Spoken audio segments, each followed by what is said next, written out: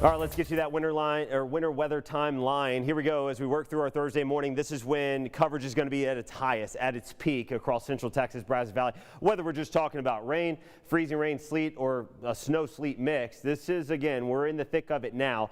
As we get into the late morning hours, we should see a lot of our western zones on the backside of the precipitation, drier air coming in, and that'll continue to be the trend. Certainly by the time we get in the afternoon, it looks like with the speed of this system currently that the majority of the precipitation by this afternoon should be east of I-35, and that'll continue to wrap up and decrease in coverage by late afternoon, evening. Brazos Valley, Centerville, Bryan College Station, you guys will be starting to dry out as well. Wind chills are in the teens and single digits now in some spots. We're going to stay in the teens as we get into the afternoon. Again, bitterly cold out there with this Arctic blast. We've got the cold air we're following and the precipitation. As we get into tomorrow morning, the precipitation's done. We're drying out, but we're icy, we're cold, we're frozen across Central Texas and the Brazos Valley. Wind chills across the majority of the area, 5 to 15 degrees. So again, staying brutally cold here. We're going to stay in the Arctic chill for the next several days. We do get some sunshine tomorrow, and we're going to have teens, wind chills, low 20s. It's going to be cold, but sunshine, temperatures around the freezing mark.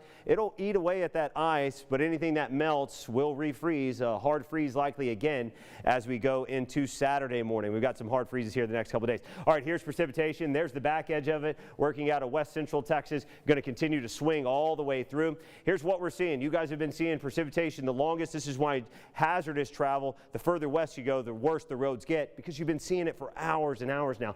All right, so we're looking at mostly some sleet, some snow across our far western zones from Goldthwaite to Hamilton to Evant. I think you're really seeing that snow start to mix in as it's gotten colder above. The coldest air is still just to the north of us. As you work east, though, we still got a layer of warm air above us, and I think we're seeing some freezing rain and sleet still mixing together, but that's all of I-35 from Hillsborough through McLennan County into northern Bell County. Freezing line continues to march east, starting to pick up on maybe some freezing rain, trying to transition there for Freestone County. As you work to the southeast, again, that freezing mark's going to get to Centerville and College Station by mid-morning, and you'll go from a cold rain, which you've been all night, to potentially seeing that freezing rain and that sleet. Again, we've got a mixed bag of precipitation out there.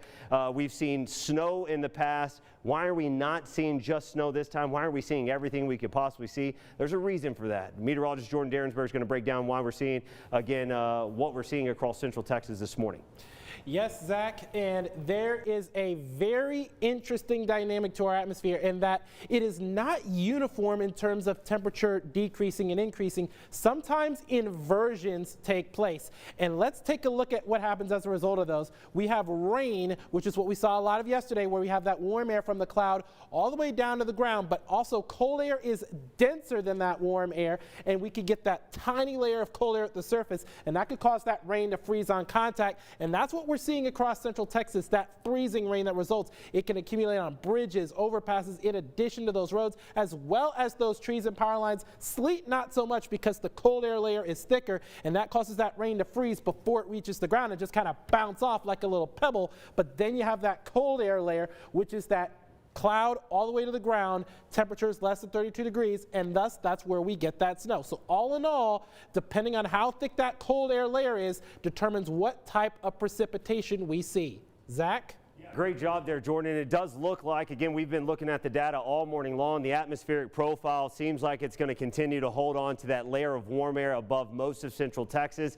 And because of that, unfortunately, we are going to deal with a lot of freezing rain, as we have already most of the overnight, and some sleet. Far western zones, they're just right on the edge of that deep, cold Arctic air. That's why they're seeing some snow mix in. All right, the precipitation's hitting the back of the camera here. That's why we can still look out there across downtown Temple. You see the white roofs. We've got it glazed. The ice and the sleet is accumulating and sticking on the parking lots and the roadways. But when we go out to Harker Heights, the camera's facing right into that precipitation. This is what you get. As soon as we hit the freezing mark and below, we started to get that precipitation to freeze. You got ice on the tower cam lens here, and we can't see anything. Travel, again, especially when you hit I-14, they've been reporting the slushy conditions. We're continuing to see that spread on I-35. We're even seeing those reports of some glazed, icy spots.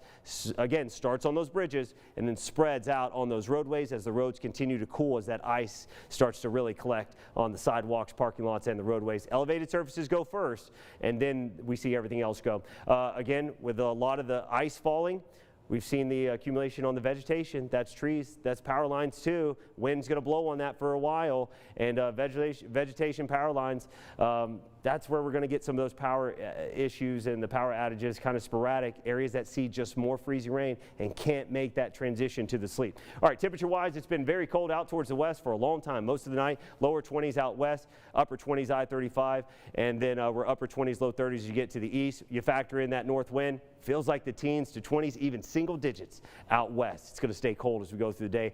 Very cold the next 48 hours. All right, here we go. We're wrapping up that precipitation across our western zones by mid-morning. I-35 is going to start to taper off the freezing rain, the sleet, the mix as we go late morning, early afternoon. We're drying out, but we stay cold. The icy mess continues. Travel is not going to be recommended for all of central Texas and the Brazos Valley as we see the precipitation move east as we get into the evening hours. All right, Chris Rogers is going to have some verifying facts for you as we come back after the break.